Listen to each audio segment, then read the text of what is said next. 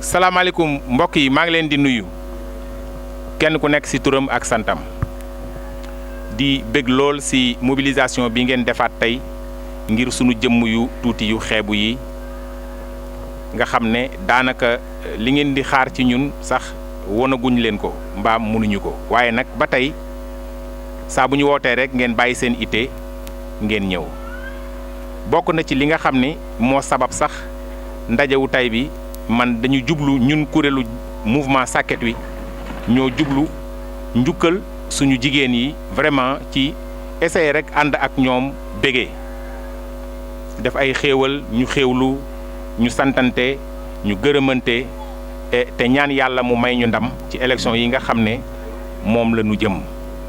mu nekk élection yoo xam ne defe naa ne lu ne fàng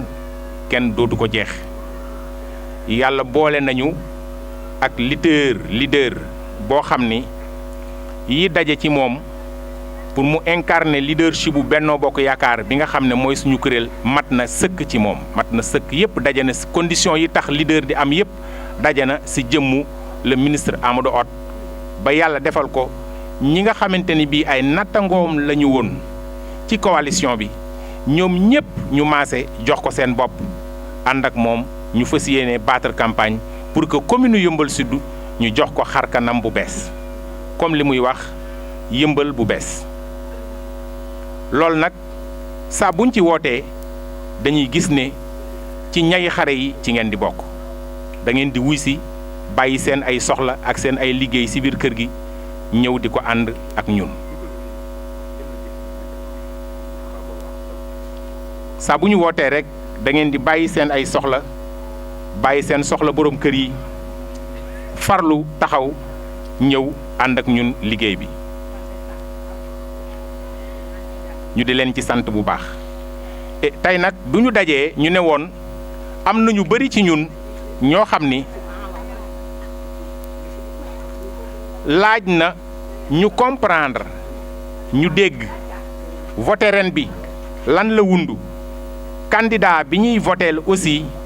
lan la teg ci kanamu leader yi nga xam ne ñoo mujj jox ko seen bopp pour dem voteel ko mu nekk ay tomb yoo xam ne dafa am solo xam nga fépp fu ay doomu aadama di daje mu nekk dëkk dafa am yu fa war a am yu mën a ànd ak seen ay soxla yoo xam ne saa bu ñu xëyee ku xëy da ngay soxla loolu ni ngay soxlaa tëdd ci lal dugg ci néeg taal làmp xëy ndekki joxe dépense togg añ exactement noonu la aussi fi la li la wër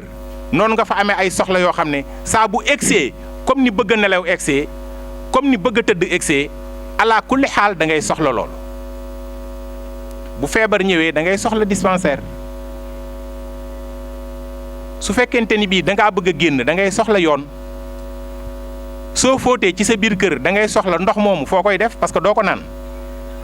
da ngay soxla da ngay soxla da ngay soxla yooyu nag mooy yi nga xam ne candidat Amadou Hott saytu na ko ba tënk ko ci juróomi tomb yoo xam ne jàpp na ne tomb bu ci nekk yemu ca xalaat ñoo ko waa coalition bi bu ñu ko defee ni ñu ko war a defee ba gañe ba mu àgg ci loolu dinañ ci am ay résultats yoo xam ne yu kawe sa njort lay doon yooyu nag moom la ñu bëgg juróomi tomb la Moussa Gueye sama nattangoo moo daan def bu ñu egsee ci yu mel nii mu di ko def mais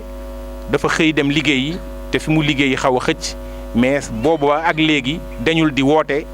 pour di xam fan la ñu toll mais bu egsee woon léegi rek moom laa ko doon def jox moom mooy def waxtaan boobu noonu parce que exposé boobu toujours bu ñu masaan génn di dem campagne rôle am la woon kuy seetaan suñu plateforme bi vidéo yi ci nekk te mouvement Sakket Wi di ko si dugal yépp waxtaan yooyu Moussa Gueye moom moo koy def donc axe yooyu nag si laa bëgg timis mi ngi jot xam naa bu ñu déggee nodd gi dañuy daaneel suñu kàddu ba julli ba noppi daal di eggale waxtaan wi. nga xam ne moom ngeen di gis léegi dafay ànd ak ay tuurukaayu ndox yoo xam ne ci buntu kër yi rek uuf tali bi fi lay nekk keroog bi nga xamante ni bi itam ñëw na gis ngeen tali buun bi 2 kilomètres 500 la dem na ba mbeddu Fass jéggi ko après dugg biir buun tali boobu lépp dafa ànd ak assainissement ñi dëkk ci buntu tali bi foofu dootoo gis kenn ku yor ndox di ko tuur si biir mbedd wa ilaa feneen ku yor ndox rek da ngay génn ak moom sotti ko ci puisard bi nga xam ne mooy évacuation yi. loolu nekk na ay liggéey yoo xam ne yu am solo te boobu ni mu amee bu mbedd Fass bi noonu la amee boo xam ne mbaaru sëñ Saaliw bee ci Géejawaay la tàmbalee dem ba dab tali jàllu picc romb ginnaaw jumaa ji nga xam ne mooy jumaay Touba Thiaroye yi yooyu itam dafay ànd ak léeg-léeg da ngay di gis assainissement tuyau yooyu nga xam ne dañuy jokkalante ndox yi nga xam ne dañoo salte wala ndox yi taw yi di leen yóbbu ñuy dem ba foo xamante ni bii day feddi géew fi nit ñi dëkk léeg-léeg dañuy tilim am na benn programme curage boo xamante ni bii moom la àndal boo xam ni à chaque fois rek buñ ci tolloo dinañ koy saytu di ko setal di ko toppatoo pour dara di bañ a téye ndox mi nga xam ne moom la ñuy tuur ak yi muy àndal ci wàllu salte loolu dafa nekk loo xamante ni aussi am na solo ñu ngi ziar baax xam ngeen sunu zone yi nu nekkee li ñuy wax inondation dafay nekk problème boo xam ni problème bu mag la sonal nit ñi inondation yooyu assainissement bii nga xam ne moom la ñu tàmbali ak tali yu bees yi da ngeen di gis ne dafa ànd ak assainissement loolu day xeex inondation yi boo xoolee mbeddu Farba bii nga xam ne concentration wu ndox yooyu yëpp foofu lañ doon daje si ren ji incha allah su tawee dana wuute ak bi mu tawee daaw loolu nekk na loo xamante ni bii aussi ci programme mu le ministre Amadou Hott le candidat bu bees aussi mu ngi ci biir. am na benn axe boo xamante ni bii mooy axe su ñaareel bi moom la ñu tuddee le cadre de vie mooy dëkkuwaay bi li ñu wër fi ñu dëkk mu nekk dëkkuwaay boo xam ne ku fi nekk ça fait bon vivre du ma xam nu ma koy dafay neex ci dund. parce que ñun ni ñu dëkkee nii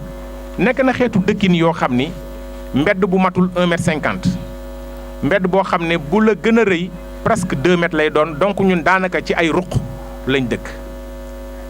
donc dëkkuwaay yu mel noonu am fa cadre de vie boo xamante ni bii dafay dëppoo ak cadre de vie yi nga xam ne moo méngoo ak jamono dafay jafe. kon ci programme bi le ministre Amadou Hott bëgg na ñu def le tout ba sunu yi nga xam ne mooy mbedd yi ñu yàkkaliku ñu am ay boulevard am ay mbedd yoo xamante ne bii ay mbedd 3 mètres la ay mbedd 4 mètres ba pare programmer aussi vraiment amee xalaataale nu ñuy mën a fexe ba am ay cité yoo xam ne dafay amaale ci suñu biir dëkkuwaay yi ay cité yoo xamante ne bii dafay rafet yooyu yëpp dafa bokk ci cadre de vie bi nga xam ne le ministre Amadou Hott mi ngi koy sóoraale.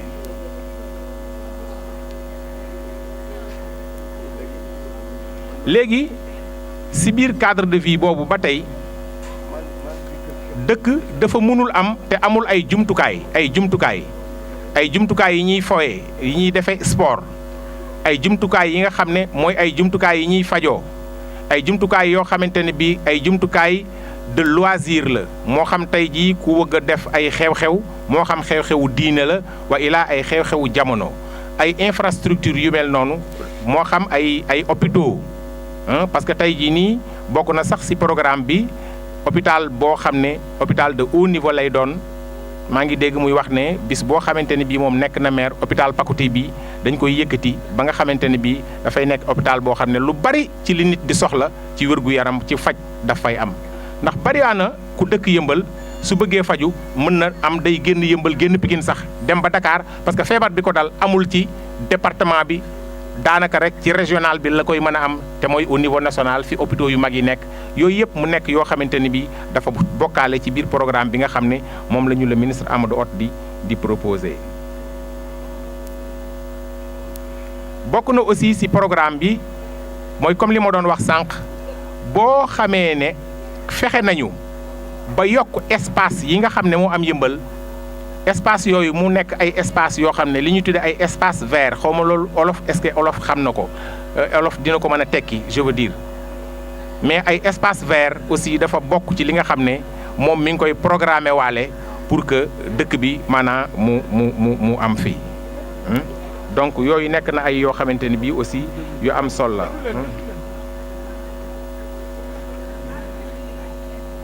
déglu leen li ñu wax am na solo de pour ngeen mën a xam. maa ngi doon wax sànq aussi si wàllu culture ak sport ak loisir daanaka si laa nekkoon nii mu nekk yoo xam ne xam nga tey jii nii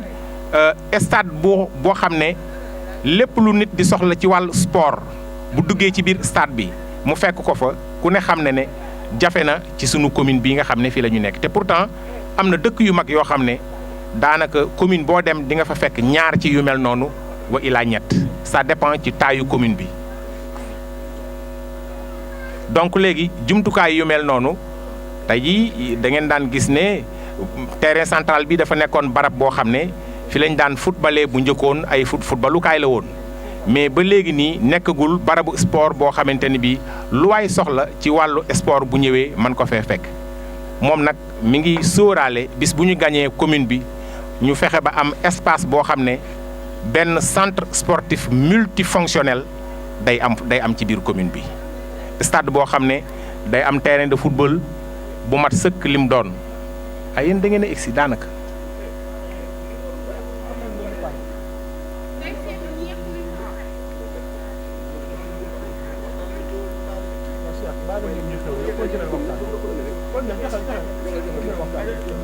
jox leen ñuy xewlu. waaw xam ngeen ne stade digne de ce nom manqué na ci commune Yeumbeul Sud bi ak commune yi nga xam ne te ne bi sax dañoo dendante ak ñoom centre multifonctionnel sportif boobu te doo yàqal sa moroom la muy def loolu vraiment mu nekk loo xamante ne bi jeunesse bi soxla nañ ko ak ñi nga xamante ne bi sport dafa nekk seen ité kon ci infrastructure sportive yi loolu aussi ci programme bi la bokk.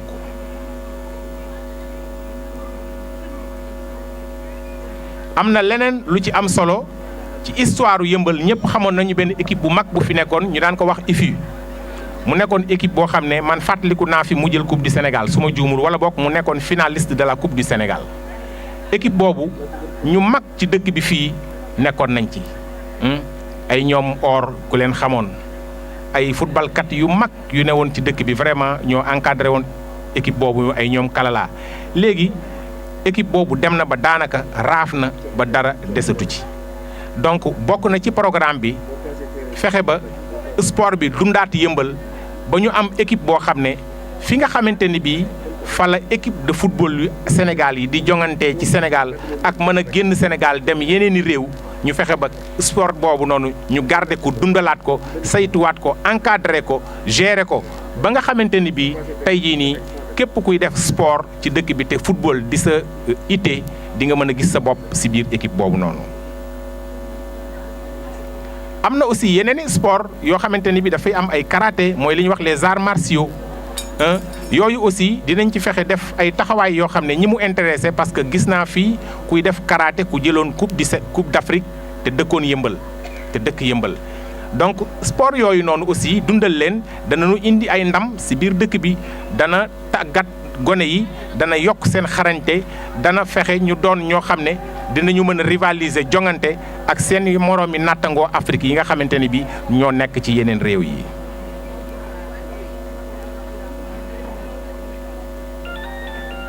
léegi axe 4 bi moo jëm ci wàllu éducation formation entrepreneuriat ak emploi yooyu aussi daanaka nag loolu nag commune bu bëgg a développer lii dafay dund parce que lii dafay màcc jëm ci li ñuy wax wàllu koom-koom parce que tey jii nii bu fekkente ni bii xale yi tàggat nañ leen ci wàllu yar ba ñu am xam-xam ñu former leen ba seen xam-xam yooyu ñu am ci ay xereñte ñooñu wëlbatiku nekk ay entrepreneur yu efficace ci seen wàllu liggéey su boobaa nag koom-koom dafay tàmbali di sakkan ci commune bi nga xamante ni bii fii la ñu nekk te loolu moom am na lu mu ci tàmbali am na ay xale yoo xam ne jàngal na leen ay métier soo jëlee tey jii nii métier boulangerie Amadou tàggat na ci ay xale yoo xamante ni bii dem nañ ba maîtriser ko am ci ay diplôme ba am seen entreprise boulangerie tàmbali di liggéey tàmbali di am xaalis tàmbali di jariñ seen njaboot yi donc mu nekk loo xamante ni bii lu ama am solo la. ci bu dee ci wàllu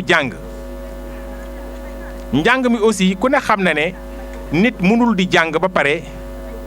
te xel mi dalul te programme yii nga xam ne moom la Amadou di teg su lawee dafay dem ba si biir kër yi xel mu dal moom moo fay am xel mu dal si kër nag mooy suñu bëggee fu ñu tëdd bu ñu feebaree mën a faju am courant am ndox infrastructure yi am si biir kër yëpp fekk yow yaa ngi liggéey ba boo soxlaa frigo mën ko jënd soo soxlaa télévision mën ko jënd soo soxlaa yi nga xamante ne bii mënut a ñàkk ci biir kër yëpp nga mën ko jëndal sa bopp xale boobu noonu cadre boobu muy juddoo màgge fa ba war a dem dugg école li fekk xel mi dal na ci ne du am problème mu ndékki du am problème mu yére bu mu sol du am problème mu saak boo xam ne daf ciy def ay jumtukaay du am genre problème yu ndaw yooyu noonu xale boobu su duggee école buñ ko orienté rek encadré ko ala kulli xaal xel mi ci njàng mi rek lay nekk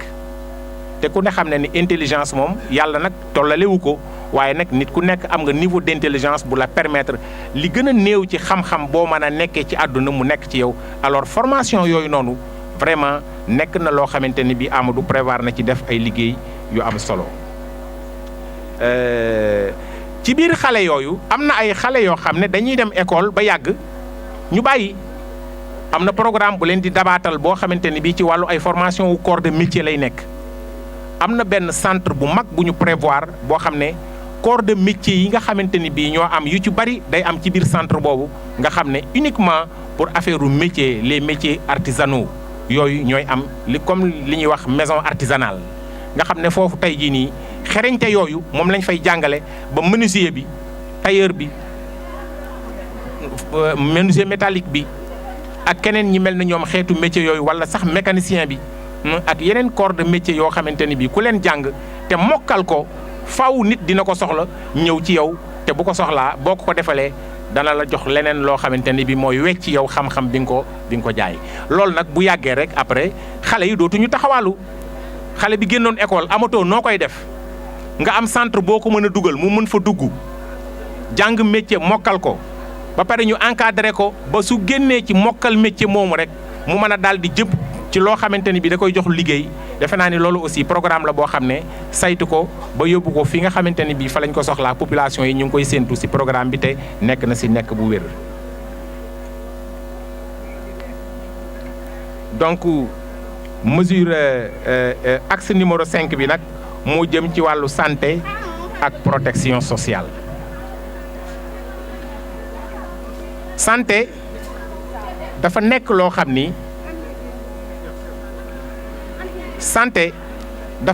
xam ni car macha allah nit mënul dund te du soxla wér-gu-yaram daanaka wér-gu-yaram mooy ndey mbooleem loo xam ni doomu aadama daf ko itteewoo def. centré ci caméra bi rek. waaw wér-gu-yaram nag waxoon naa ci sànq. yi nga xamante ni bii le ministre Amadou Hott dugal na ko ci programme bi nga xam ne moom lay proposé waa Yëmbal mooy ku soxla faju mën a faju am na programme boo xam ne moom fekk na ko fi mooy programme mu CMU bi programme la boo xam ne mutuelle de santé yi si biir programme boobu la ñu dugg mutuelle de santé bi maa ngi ciy profité di invité nit ñi pour ñu ciy dem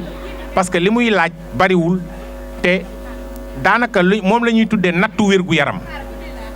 da ngay cotiser 3500 at mu nekk boo feebaree bu doon ne téeméer nga war a fajoo juróom-ñett fukk yi yëpp mutuelle de santé bi moo la koy gàddu. xam nga loolu nekk na loo xam ne ñi ëpp si nit ñi xamuñu ko wala même buñ ko xamee defuñu ittee parce que ñu bëri dañuy jàpp ne bu ñu cotiser rek te feebaruñu ñu ngi perte seen xaalis fekk yow da ngaa cotiser fajuwuloo mais yaa ngi faj sa moroom boo dëkkal te yëguloo ko ku waroon a ñëw jox la loxo ne la may ma njëgu ordonnance nga cotiser 3500 ci at 3500 yooyu junniy nit dajale ko am ku feebaram boobu egg ba ci niveau wu 1 million te fekk mi ngi ci biir mutuelle de santé bi da koy jël dem comme ni ngeen seen natt yi ngeen yor saa bu nekk at mu jot ngeen di cotiser par ay 1000 francs 3000 di ko jox seen benn jigéen ku dend ak yéen mu jël ko dem def ko ci ay soxlaam moom it bu dimanche jotetee wala alxemes wala talaata comme ni ñu koy defee suñ koñ moom it mu ñëw di delloosi mutuelle de santé bi loolu lay tekki yow da ngay joxe 3500 rek kañ ngay teggi nag mooy boo feebaree maara day taal yàlla boo feebar waaye teggiwuloo waaye mel na ne da ngaa teggi parce que sa nawle bi nga waroon a bi feebar doon la ko mën a ñaan permettre nga ko mu sàng sagam ba du ñëw ci yow am na droit ci mutuelle bi fa lay dem mutuelle bi teggil ko moom mu dem faju ji mutuelle bi mooy loolu. mutuelle boobu nag 7000 francs la waroon a doon la nit ki waroon a cotiser mais état moo ko xaaj jël genn wàll gi en subvention jëlal la 3500 yow mu bàyyee la ngay fay 3500 bu dee ordonnance booy jënd soo waroon a jëndee téeméer ordonnance juróom fukki yi mutuelle de santé bi moom moo koy jël moo la koy fayal yow juróom fukk rek ngay joxe masalan tey jii ni su ma amoon benn ordonnance boo xam ne xewal naa ko mu nekk juróom benn junni te ñetti junni rek nekk ci sama poos droit bi ma bokk ci mutuelle de santé bi day tax damay dem ci pharmacie bi rek présenter sama ay kii parce que convention yi fekk na signé nañ ko ba pare boo présenté ñu xam ne yow mutuelle bi moo lay couvrir pharmacie bi da lay jox ci garab lu tolloog juróom benn junni fekk yow ñetti junni nga ko jox te doo fa dellu siwaat mu naan la fay ma mu nokk ay mbir yoo xamante ne bii léegi nag genre yooyu noonu moom la ñu bëgg population yi dem adhéré si am na à Yeumbeul Sud tàmbali na pratiquement depuis 2016 su ma juumul parce que programme boobu man maa nekkoon président de la commission santé bu Yeumbeul man maa ko taxawal jëlee ko niveau 0 ba yóbbu ko mu dem assemblée générale ba tey jii nii mu ngi dox comme il le faut donc leneen li ci des mooy tabax ay jumtukaay yu wérgu yaram yoo xam ne yu mag a mag la duggoon naa ci léegi yoo xam ne xeetu feebar yi gën a da nga ko fay fekk ñu koy faj parce que am na feebar yoo xam ne boo demee ci dispensaire u Mbeng bii mënu ko faj am na feebar boo xam ne boo demee dispensaire Pakoti mënu koo faj am na feebar boo xam ne boo demee Dominique mënuñu koo faj boo demee hôpital bu mag bii nekk léegi ci Yeumbeul mënu koo faj fan ngay mujj dem da ngay mujj dem ba hôpital Dantec mbaa nga dem hôpital principal mbaa ñu jëlee la fii sax yóbbu la bitim réew pour mën laa faj loolu gis nañ ko fi ba tàyyi donc nag ñu war a def ay itte yu tax léegi suñu communes yi comme li Amadou di nisër mu nekk communes yoo xam ne dañuy am droit wu ci seen biir ñu am fa hôpital yu mag yooyu ak borom xam-xam yu tolloog feebar yooyu nga xam ne moom la nit ñi bëgg a faj ak jumtukaay yu tolloog yi nga xamante ne bii moo ko mën a faj.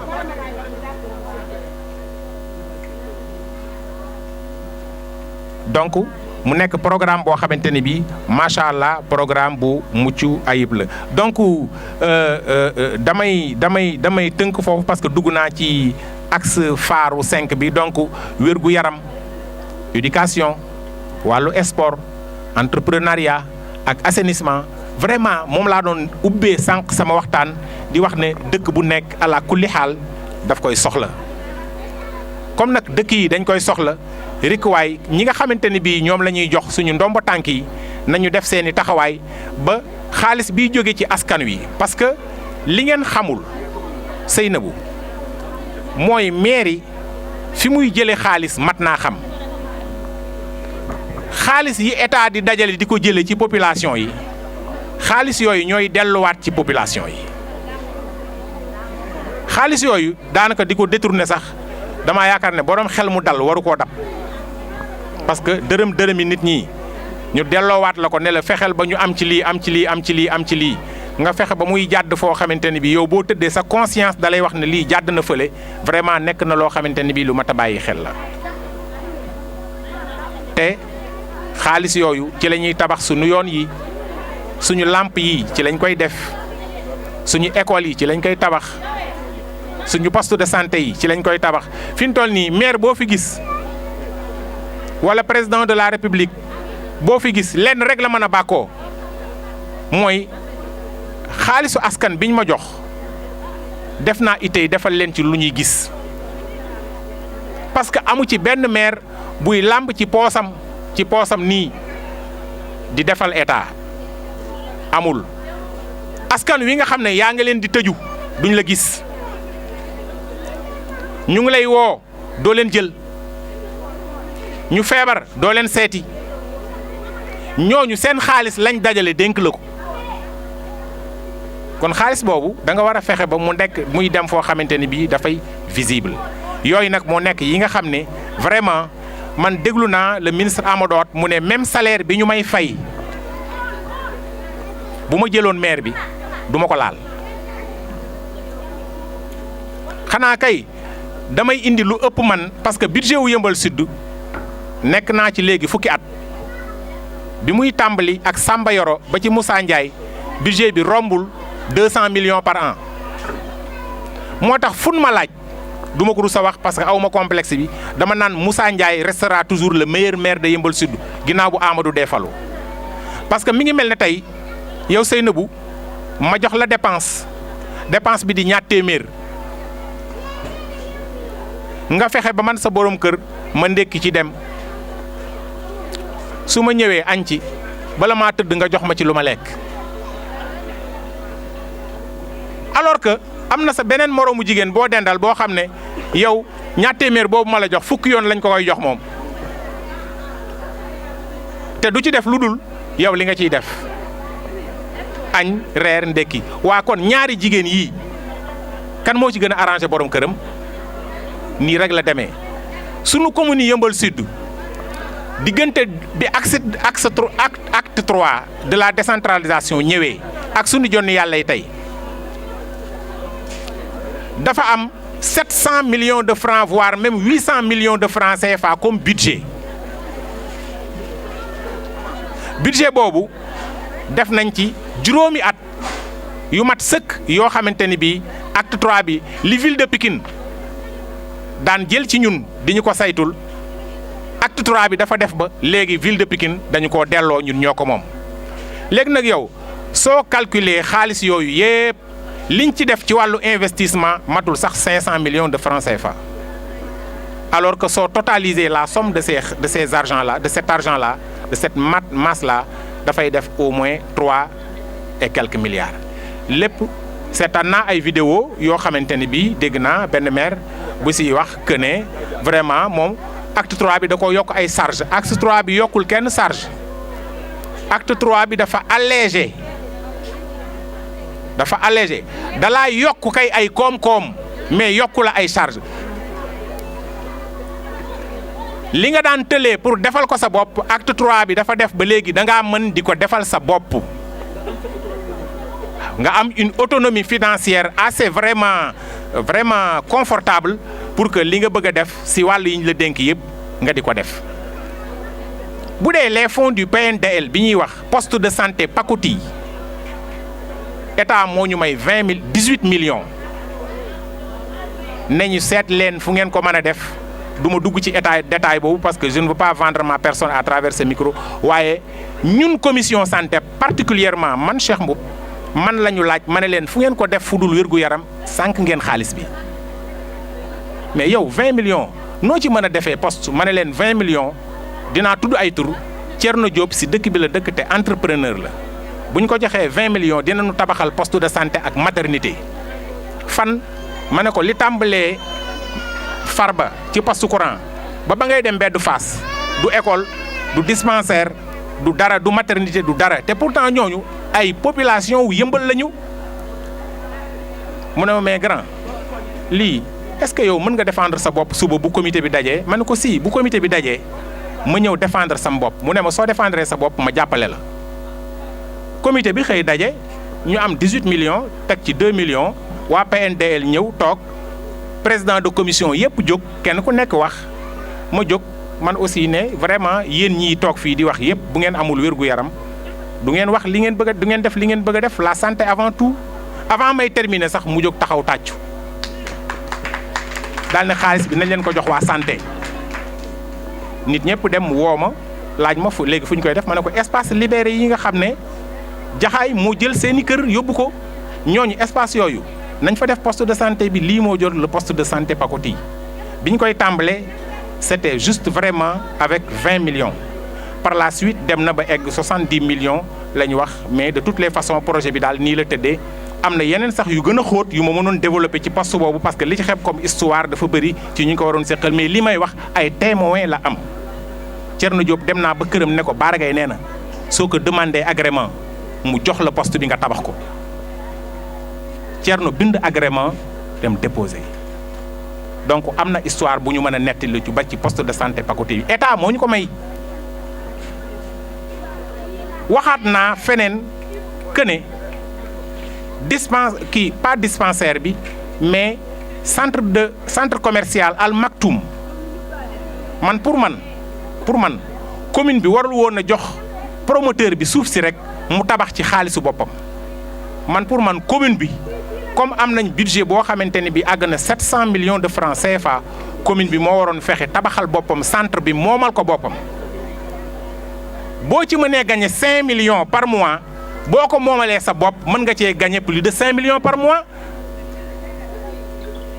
pourquoi may choisir gagné 5 millions alors que mënoon naa ko moomal sama bopp li ci génn lépp nekk ressource boo xamante ne bi commune bi moo ko moom il y a question c'est cette question là que les gens doivent se poser kon man poste boobu noonu daa am na njariñ mais mënoon naa gën a am njariñ li nga moom ak li nga xamante ne bii vraiment da nga koo bokkuñu doole bokkuñu ressources yoo xamante ne bii dañuy ñëw donc maa ngi guddal te am naa ay nattangoo yoo xam ne su ma sañoon ku mel ne Ousseynou dana def ay quelques mots ci bis bi ak sama yeneen yi nga xam ne ay responsables yu ñëw ñu invité leen mais daal ngeen xam ne élection yi ren du nekk ay élection yoo xamante ni bii yu yomb la jëli leen seen carte yi ci teel mënul ñàkk il faut ngeen dem jëli carte yi carte yaa ngi en souffrance fii ci école yi kenn jëliwu ko te ku jëliwul sa carte doo mën a voter te bu ngeen bëggee fal maire bu bees il faut ngeen jëli carte yu bees yi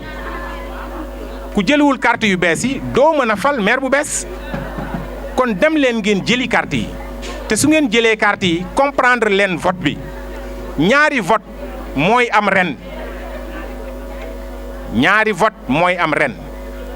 léegi pour ma expliquer leen ko mu leer ngeen comprendre ko tey jii nii da ngay boole ñetti néeg wala ñetti bâtiment door a am kër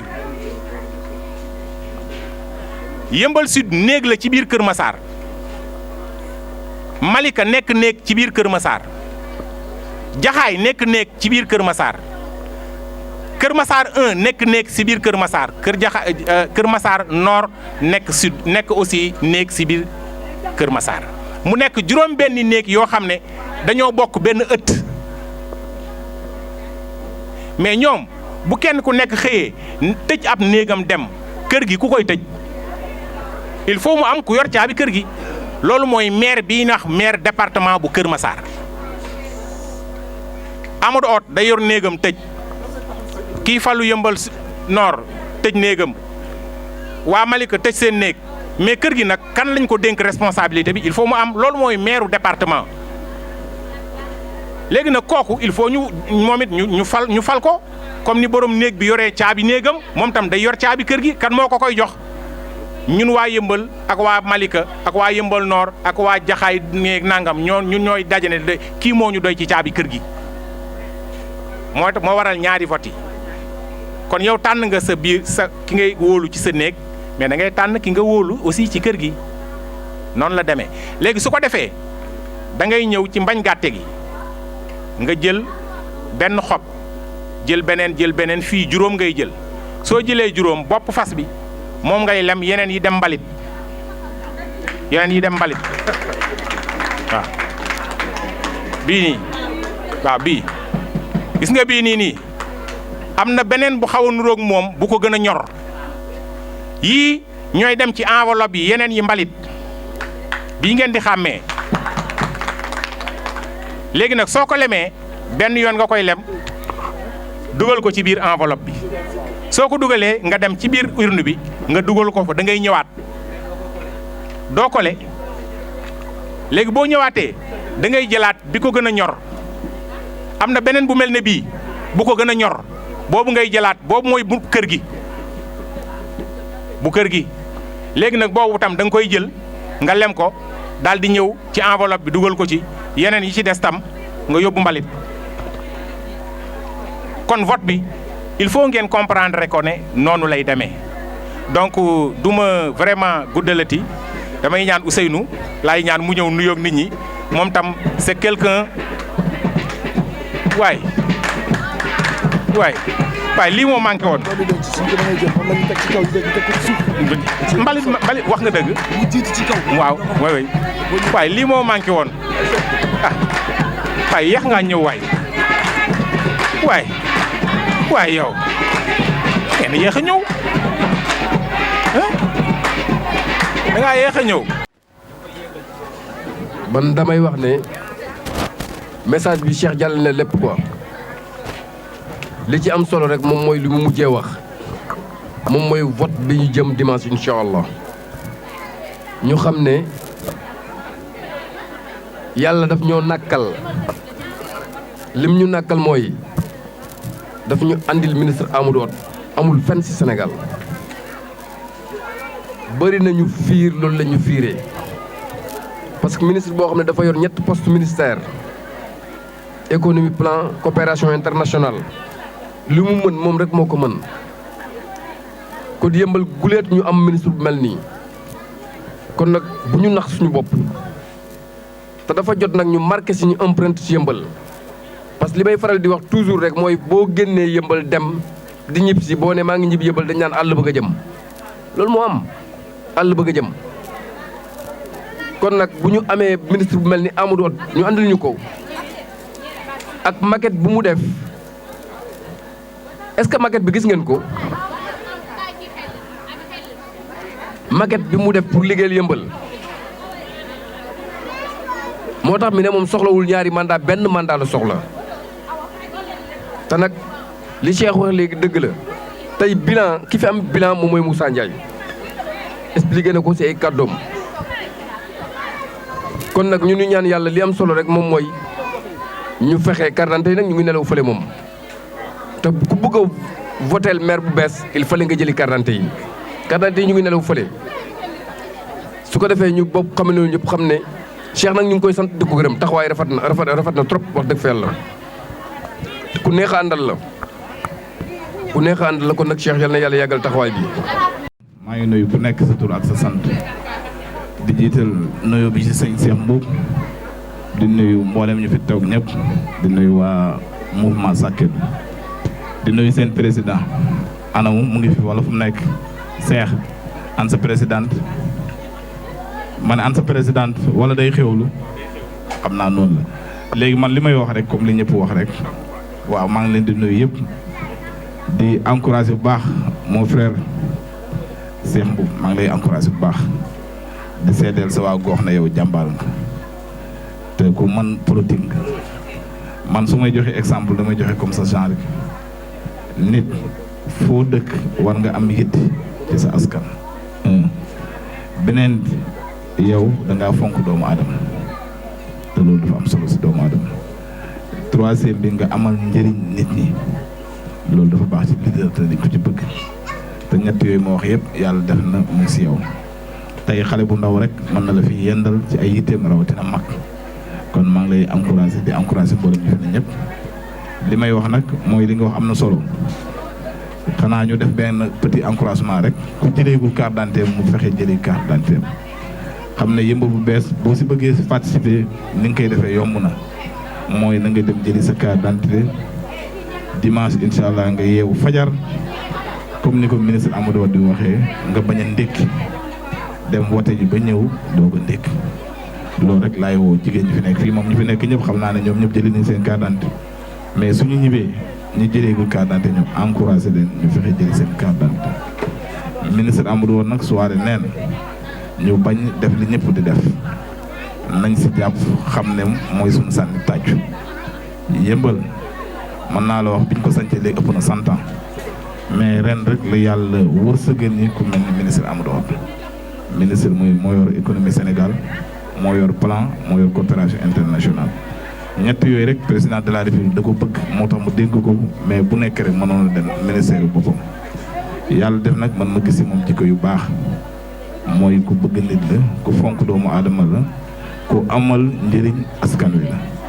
li may témoigner rek Cheikh Mboup bi yàlla def ma bokk ci benn pôle de daayira nekk ci jëwriñ Souare nekk ci jëwriñ Sidi Fall nekk ci jëwriñ man mii ma nekk ci jëwriñ ak Cheikh Kane ak ñu bari. ministre ci wane ne moom ku bëgg diine construire na lu mat 11 mosquées yemul ci mu xool ñi nga xam ne dañu tag Yonent bi sallallahu alayhi wa sallam mu woo leen tere leen may leen xaalis bu bari. ñu ne déet mu ni Souare ak Cheikh Mboup ak Ablaye Gueye damaa bëggoon ngeen dem recenser ma yëmbal daayira yi fi nekk yëpp ak daara alxuraan su ngeen ñëwee ngeen wax ma lim bi ñu toll. si sunu xarañte bi ñu defee loolu ba pare ñu dem rendre ko mu ne ñaata ngeen def ñu ne ko 120 daayira lañ def mu ne damaa bëgg ngeen yokk ko 200 daayira ak daara alxuraan daayira bu ne dina la jox lu man ñeenti basan wala ñaari basan yu mag ngeen jox ko mu ñaanal ma ñaanal leen ñaanal commune bi loolu bu ko def kon jàmbaar mu def liggéey bu rafet ñu ngi ko ci encouragé nag man nag li may wax sama waa koñ rek yaa leen di wax sëñ Cheikh mi maa ngi leen koy dénk jigéen ñi bu ma sañoon na ngeen déglu ma xewlu yi neex na mais li ma leen di wax dafa am solo sama jigéen ñi bàyyi leen xel tuuti lekk gi neex na mais bàyyi leen xel waaw Cheikh mbaxal gi nga waroon arrêté tuuti